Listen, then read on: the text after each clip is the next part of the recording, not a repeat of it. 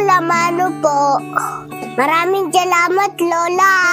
Salamat po sa pagtatanggol sa akin. Pag nabubuntunan ako ng inis at galit ni nanay. Mahal na mahal niyo po akong apo niyo.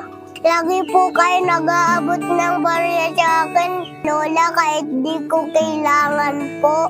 Lagi po kayo nakangiti sa akin, Lola. Ang tsaya-tsaya ko po pag nagkikwentuhan tayo, Lola. Mas gusto ko po sa inyo magdidisplay sa akin. Kasi hindi po kayo patigaw. Malumalay lang po kayo magalit. At lagi niyo po ako pinapangaralan at hinihimas sa ulo. Pinapagalitan niyo po ako pero nakangiti kayo. Ang bait-bait niyo talaga, Lola. Salamat po sa lagi pagkakagaan ng loob ko. Kayo po,